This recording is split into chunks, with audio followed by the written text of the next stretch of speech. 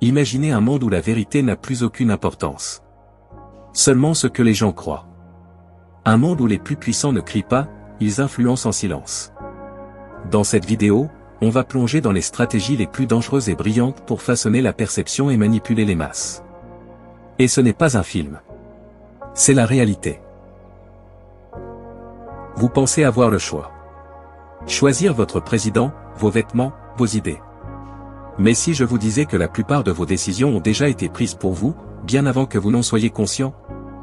Dans les années 1950, Edward Bernays, neveu de Freud, a compris une chose, l'homme moderne ne choisit pas selon la raison, mais selon ce qu'il désire croire.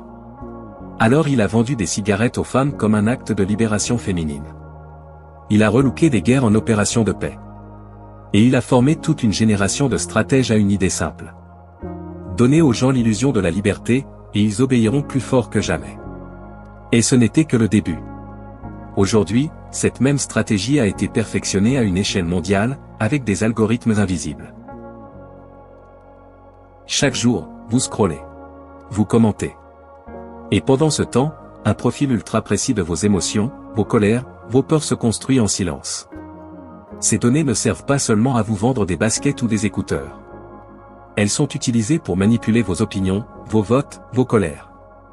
Dans les coulisses de Facebook ou TikTok, des algorithmes analysent ce qui vous indigne le plus, puis amplifient ce contenu pour vous garder accroché. Résultat, des sociétés polarisées, des peuples divisés, et une vérité fragmentée en 1000 morceaux. Mais qui contrôle vraiment ces algorithmes? Et que cherchent-ils à faire de vous? La réponse est bien plus inquiétante que vous ne l'imaginez. Derrière les écrans, ce ne sont pas des robots qui décident ce que vous voyez, mais des stratèges. Des ingénieurs, des psychologues comportementaux, des experts en captologie, une science dédiée à capter votre attention. Leur but n'est pas de vous informer, mais de vous captiver, vous influencer, vous pousser à réagir. Et ces techniques ne sont pas neutres, elles sont parfois commanditées par des États, des lobbies, ou des groupes d'intérêt prêts à tout pour diriger votre pensée sans que vous ne vous en rendiez compte. Le plus terrifiant? Ils ne forcent personne. Ils vous donnent simplement ce que vous ne pouvez pas l'arrêter de consommer. Mais alors, sommes-nous vraiment libres dans nos opinions? Ou sommes-nous simplement les pions d'un jeu plus vaste? La suite va vous secouer. Vous pensez avoir le choix. Le choix de vos informations, de vos opinions, de vos réactions. Mais en réalité, ce sont les algorithmes qui vous choisissent. Mais qui fabrique ce filtre? Qui décide de ce que vous méritez de voir, ou non? Préparez-vous à découvrir l'un des secrets les mieux gardés de notre ère numérique. La vérité est plus dérangeante que vous ne le croyez. Chaque fois que vous recevez une notification, un like, un commentaire, c'est une microdose de dopamine qui inonde votre cerveau. Comme une friandise pour un chien dressé, sauf qu'ici, le chien, c'est vous. Les concepteurs de vos applications ne sont pas là pour vous informer ou vous divertir, ils sont là pour vous rendre accro. Et ils connaissent exactement les bons leviers neurologiques pour y arriver. Un scroll infini, des couleurs vives, des sons familiers, des récompenses imprévisibles, exactement comme une machine à sous. Plus vous utilisez l'application, plus elle vous utilise. Quand vous ouvrez votre fil d'actualité, ce n'est pas un reflet de la réalité, c'est une version soigneusement filtrée, adaptée à vos faiblesses, à vos colères, à vos biais cognitifs. On vous montre ce que vous aimez, on vous enferme dans une bulle confortable, puis, on vous pousse subtilement vers des contenus de plus en plus extrêmes, plus polarisés, plus toxiques. Et quand vous réagissez? Vous pensez que c'est vous. Mais en réalité, c'est le piège qui a parfaitement fonctionné. Mais si cette addiction est si puissante, pourquoi personne ne vous en parle? La réponse se trouve dans les coulisses des géants de la tech.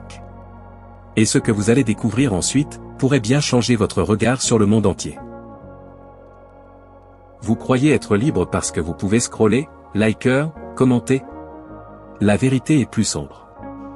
Dans les coulisses des plateformes que vous utilisez chaque jour, des algorithmes opaques décident de ce que vous voyez, et surtout, de ce que vous ne verrez jamais. On appelle ça de l'ignorance organisée. Cacher ce qui dérange. Éteindre ce qui fait réfléchir. Amplifier ce qui divise. Pendant que vous riez devant une vidéo virale, pendant que vous likez un selfie ou que vous partagez un clash, le monde brûle, mais on ne vous le montre pas. Parce qu'un esprit distrait est un esprit docile. Et ça, les puissants l'ont bien compris. Mais comment en est-on arrivé là? Et surtout, qui a intérêt à maintenir cette illusion? Ce que vous allez découvrir ensuite n'est pas une théorie, c'est documenté. Et c'est terrifiant. Vous croyez que vous choisissez de rester sur votre téléphone? En réalité, votre cerveau a été piraté. Chaque couleur, chaque vibration, chaque notification a été scientifiquement étudiée pour déclencher une réaction chimique, la dopamine. Ce n'est pas un bug, c'est le système. Les géants du numérique ont engagé les meilleurs neuroscientifiques pour une seule mission, vous faire rester. Encore.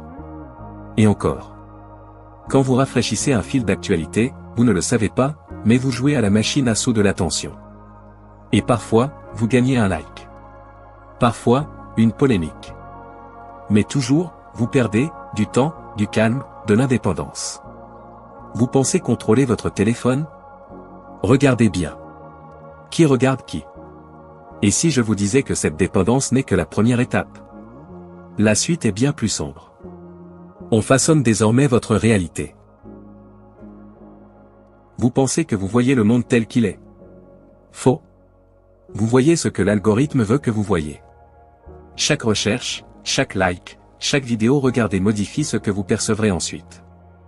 Peu à peu, la réalité se plie à vos croyances. Vous êtes de gauche? L'algorithme vous confirmera que vous avez raison.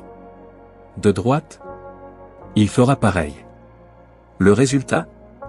Une population entière coincée dans des bulles cognitives, incapable de se comprendre, manipulable à volonté. On vous parle de liberté d'information, mais qui décide de ce qui s'affiche sur votre écran? Pas vous. Et surtout pas le hasard. Ce n'est pas une théorie. C'est le modèle économique. Et si on allait encore plus loin? Parce qu'ils ne se contentent pas de manipuler vos idées, ils veulent prédire vos décisions. L'illusion du choix. Chaque clic, chaque scroll, chaque pause de 3 secondes sur une vidéo, est enregistré. Grâce à ça, les plateformes peuvent prédire avec une précision terrifiante ce que vous allez faire ensuite. Elles savent quand vous allez acheter. Quand vous allez douter. Quand vous allez craquer. Mais ce n'est pas tout, elles utilisent cette connaissance pour influencer votre prochain choix. Vous croyez avoir décidé d'acheter cette paire de chaussures? De regarder cette vidéo? De voter pour ce candidat? Et si ce choix n'était pas vraiment le vôtre? Bienvenue dans l'ère du nudging numérique, où l'on vous pousse doucement, invisiblement, dans la direction voulue. Et plus vous utilisez la technologie, plus elle vous utilise. Alors, que nous reste-t-il? S'il n'y a plus de vérité, plus de réalité, plus de choix, comment reprendre le contrôle? La dernière partie est peut-être la plus importante. Ce n'est pas une fatalité. Oui, la manipulation est partout. Oui, notre attention est une marchandise. Mais il existe un antidote, la conscience. Dès l'instant où vous voyez le piège, il perd de son pouvoir. Commencez à poser des questions simples. Pourquoi est-ce que je vois ça maintenant? Qui a intérêt à ce que je clique? À qui profite cette émotion qu'on vient de me faire ressentir? Reconnectez-vous à vous-même. Reprenez vos routines. Vos décisions. Vos pensées. La liberté, ce n'est pas de faire ce qu'on veut, c'est de savoir pourquoi on le veut. Et si vous êtes encore là, à la fin de cette vidéo, c'est que quelque chose en vous refuse d'être manipulé. Merci d'avoir regardé. Ne subissez plus. Pensez. Remettez en question. Et surtout, restez libre.